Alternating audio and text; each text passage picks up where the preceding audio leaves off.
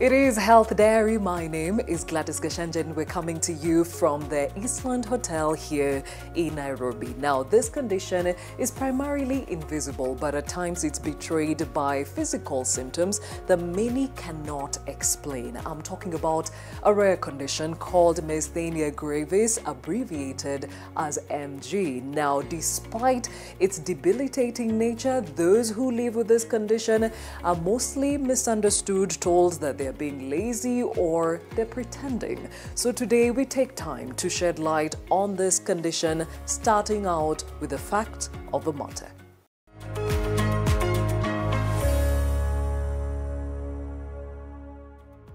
Myasthenia gravis is a neuromuscular disease that is characterized by weakness and degeneration of skeletal muscle. MG is caused by a breakdown in the normal communication between nerves and muscles. The most commonly affected muscles are those of the eyes, face, and swallowing.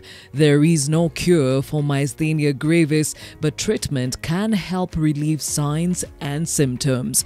Though MG can affect people of any age, it's more common in women younger than 40 and in men older than 60. I went for a normal eye checkup and the doctor saw that things were not right because my eyelids were drooping. That is the first sign of myasthenia gravis. So after a few tests, he told me that he thinks I have myasthenia gravis. So he referred me to a neurologist at Aga Khan. My body started failing in 2015, but I didn't know that it was failing. So if I'm standing and they decide they won't do anything, my limbs, I will remain standing until when they gain motion. If it's walking and they decide that there's nothing being done, I'll find myself down. And my boss was quite concerned and he sent me to Kenyatta National Hospital. After a series of tests, they re-diagnosed me again with myasthenia gravis. And this time, it was quite serious because the doctor told me that if I didn't take the medicines that she's going to prescribe for me, that I will die.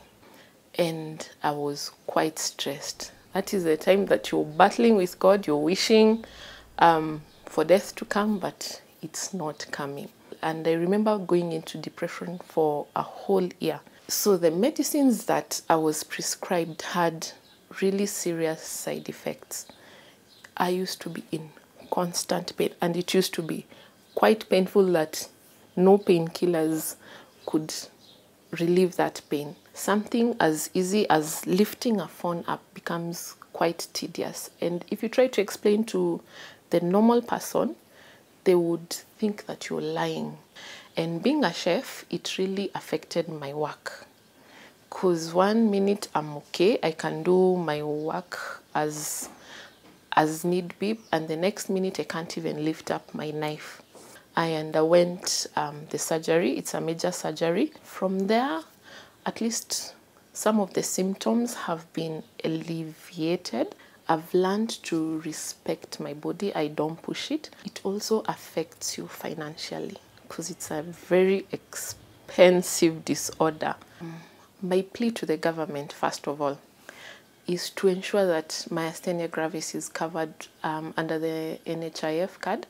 If you realize that your family member or a friend has myasthenia gravis, be sympathetic, don't push them.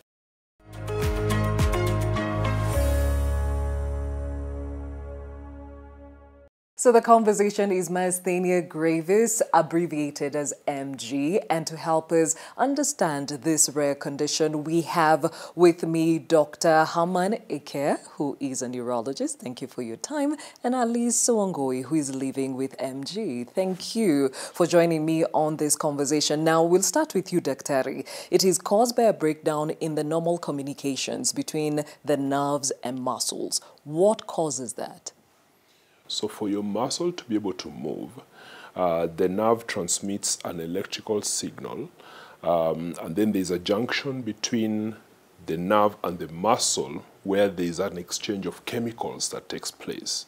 These chemicals are released from the nerve terminal into a small space, and then they move towards the muscle, and there are receptors on the other side of the muscle that take up this chemical and then initiate muscle movement. Now, in myasthenia, there's a problem with these receptors in the muscles. Either they are very few or they've been blocked by some antibodies, and hence the chemical cannot act on the other side of the muscle effectively.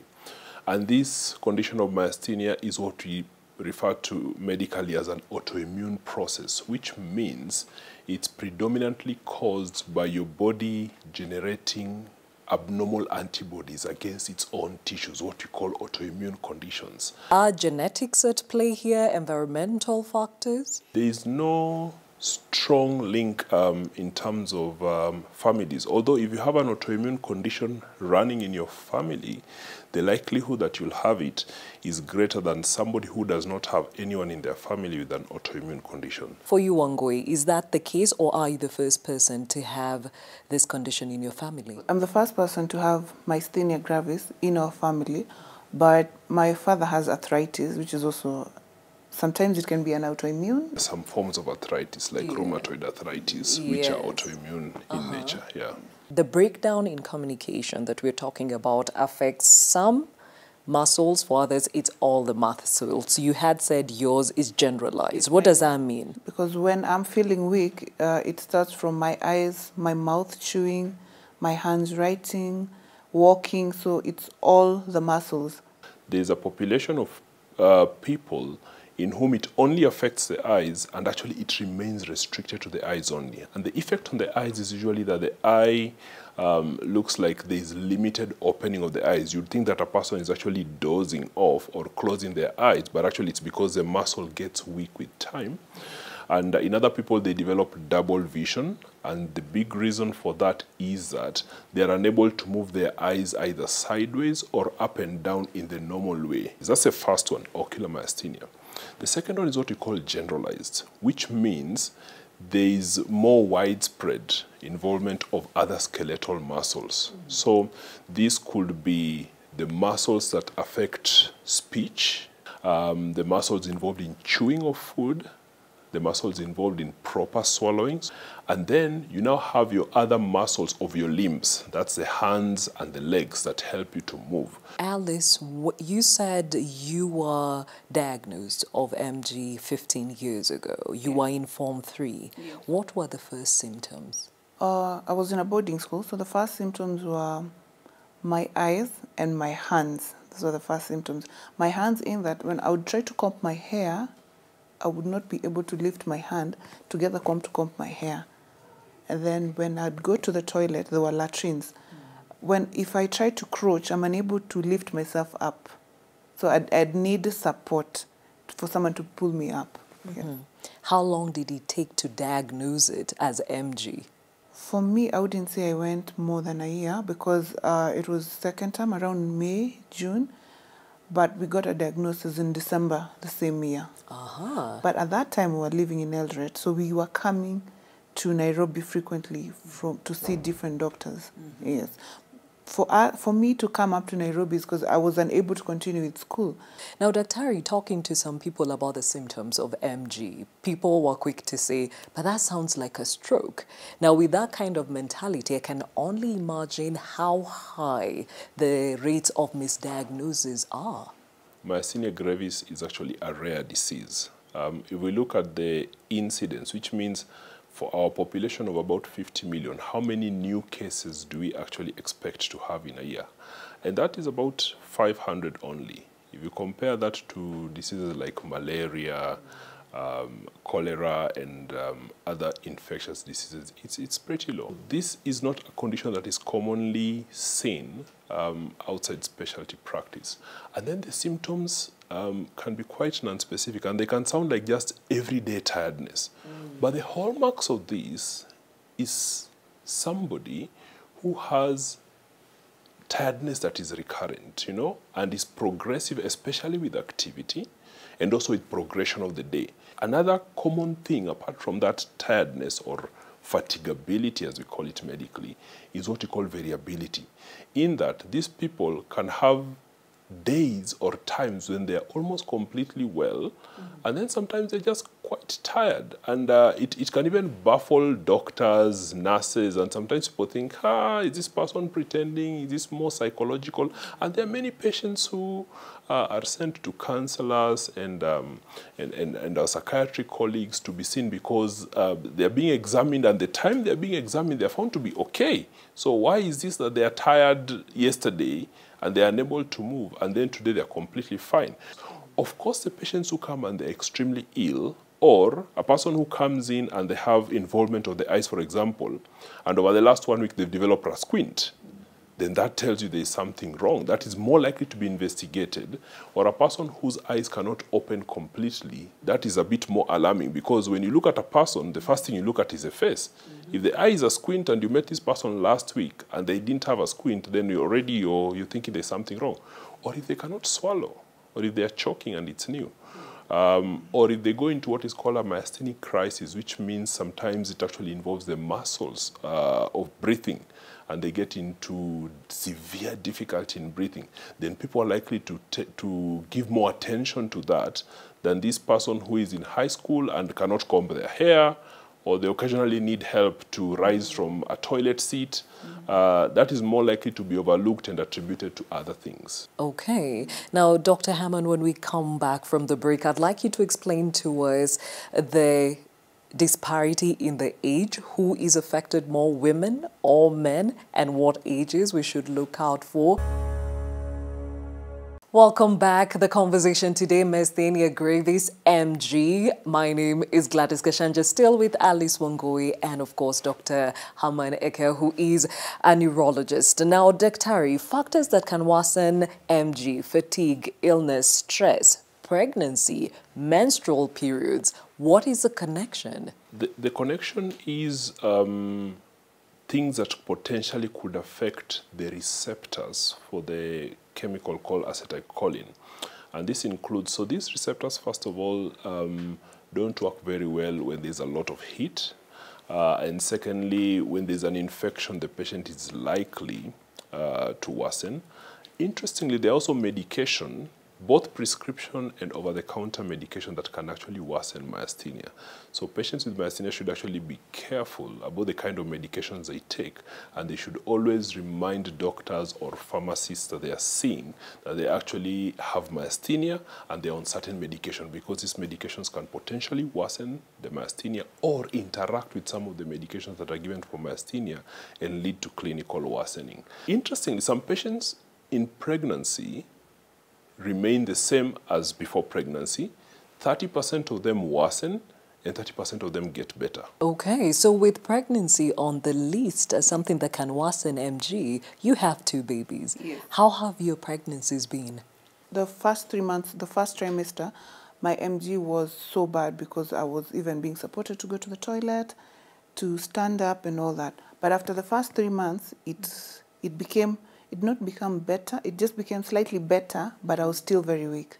But with this second pregnancy, the weakness was not there. The condition is common in women younger than 40, but in men older than 60. Why? That is really based on what you call autoimmunity, which means when you have a condition in which your body produces antibodies against your own tissues, which myasthenia is one of those conditions. So these conditions, first of all, tend to be more frequent in women compared to men. On the overall, it tends to sort of obey this distribution of younger in the females and older in the men. We talked about the stigma that comes with it. So in your adult life, have you had to face people saying, oh, she's pretending, she's just lazy, and such like things? Most people ask, aren't you seeing a doctor? When are you getting better? Aren't you not in medication? So the stigma is there, first of all, is you're lazy or you're pretending. Because the issue with myasthenia, like right now, I might be here with you and I'm very okay and we'd even walk outside and everything. But you'd call me tomorrow and I even tell you I'm unable to talk and I tell you I can't get out of bed. So people don't see how yesterday you were okay, what has changed if you just slept. Then also when you tell people your body gets fatigued, people assume that if you rest, the fatigue should end. People with myasthenia, it's like a double tragedy, really. because already their muscles are quite weak. So adding something like an infection on top can really make them sick. Then sometimes people maybe are not on adequate doses of medications because the medications needed are actually required to suppress the immune system, just in a sort of generic definition there. And sometimes the doses are not adequate, or sometimes the disease is progressing, just like any other disease. You know, people can go through periods of worsening that sometimes cannot be very well explained. And interestingly, for some people, even just vaccination. Like, for example, if you need to travel out and you need a yellow fever vaccine, you'll have it and there is no problem. But patients with myasthenia actually need to consult with their neurologist before they have vaccinations, because vaccinations can potentially worsen, and especially there are some which they should potentially not actually be given. A lot more needs to go out there in terms of education. And what we try to also do is to bring in the families of these patients, because you can't have everyone supporting you. For example, you can't go to the doctor with your entire family or all your colleagues from work. But the few core people who are close to you should actually be able to understand you. Alice, let's talk about treatment. How does that look like for you? There are two ways one can be treated. There's an option of surgery for some people, and it works, but I've never had surgery. I've been on medication for all these 15 years. I've been on medication. I started with a steroid called prednisone, and for it, now this medication has symptoms that sometimes you are unable to manage. First of all, there's a lot of weight gain. The upper body, you gain so much weight. We actually call it moon face, because your face is completely round and then the tummy just falls off, and it's all because of the medication. You have increased appetite and acidity issues. So with some of the medications for myasthenia have brought other issues. Like for me, it's brought issues to do with acidity. And for some people, the same medications, they take the medication and they are unable to function. What do you consider as a specialist when you're actually treating this condition? The first line of treatment we give is a medication called pyridostigmine. And basically what this medication does is that it helps this chemical called acetylcholine to hang around the area of the receptors for a longer time. And this is a symptomatic treatment. For instance, if you have malaria, you need an antimalarial tablet. But because you have headaches and you have fever, you also need paracetamol. Paracetamol doesn't treat malaria, but it's integral to the treatment of malaria to manage the symptoms. So pyridostigmine comes in that way, in that it helps, it's like a boost, but it's not sorting out the underlying problem of the antibodies. That's where medications like prednisone come in. In the long run, prednisone has an unacceptable side effect profile, as you've already alluded to. So we give what are called steroid-sparing agents, and there are quite a number in the market that are available. The caveat with these steroid-sparing agents is that they take minimum of, most of them actually 6 to 12 months to start working. So once the other medications that we call steroid-sparing agents kick in many months, then we can start slowly reducing the doses of steroids and then get out of the side effect profile. There are medications that we use as what we call rescue therapy, which means the patient has gotten into an acute myasthenic crisis. You know, they're getting difficult in breathing, they require to go to the ICU. In that scenario, the medications used are quite special. The alternative for that is what we call plasma exchange, where a patient will go into a hospital, will be connected to a machine that looks like a dialysis machine, and over about 10 days, on alternate days, the blood is removed and cycled through special filters to filter out the antibodies. So an intricate process. Lastly, there are patients who don't actually respond to these rescue therapies and have to be escalated to medications that are considered chemotherapy for cancer. Do you have any support from NHIF insurance companies? With myasthenia, NHIF doesn't, it supports us. If you're admitted, it will pay for the normal bed the way it normally does. But for the surgery, it doesn't cover, which from what we hear, now I don't know if it's just a rumor, it's supposed to cover for the surgery. What now we do, we have to use private companies for insurance, and some do.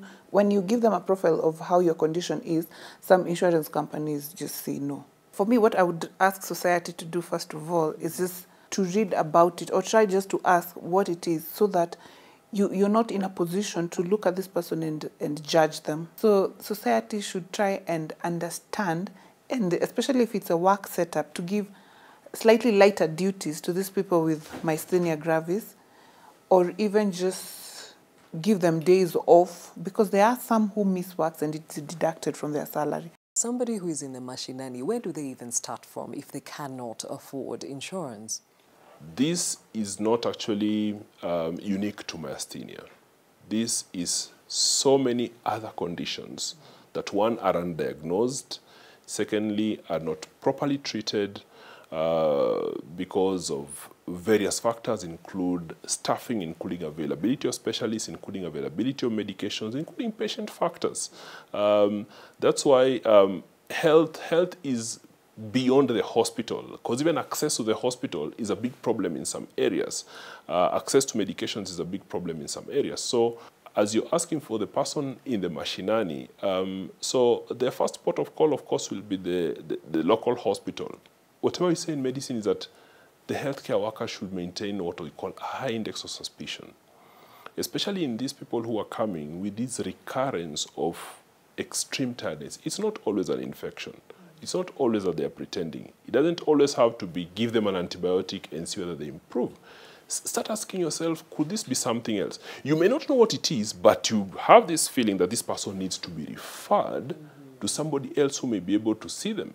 If somebody develops a squint and they never had a squint, that's something that needs to probably be investigated. If somebody is having difficulty swallowing, difficulty breathing, and is very tired, then you need to look at them more intensely or refer them on. It's easy to actually blame the nurse in the dispensary in the village for not actually recognizing this problem, but they may never actually have seen a case of myasthenia gravis. So speaking about our referral system, how do we refer these patients? How do we make sure that they expeditiously are seen? And then this is where doctors should come in and write to these organizations, write medical reports, make recommendations. And it may not be a permanent recommendation that you cannot go out to the field, but it may just be for 1 year you're not able to go. Then we can vary that recommendation after a year and review and say this person is now probably in remission, they're much better off, I think they can now go full throttle. Thank you so much, Dr. Herman Eke, neurologist, and of course Alice Wangui,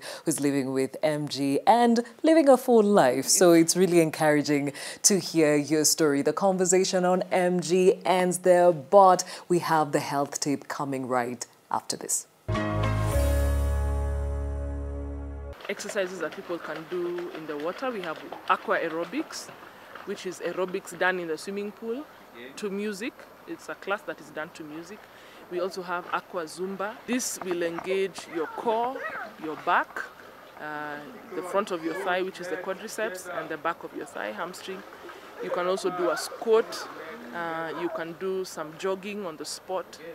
And Aqua Aerobics is highly recommended for expectant women, and we also have senior citizens or people who have suffered either injury or trauma, what we call trauma, or arthritis, a slipped disc, back problems, because the water creates a shock absorber. It is said to be one of the exercises where you can use as many muscle groups at one time.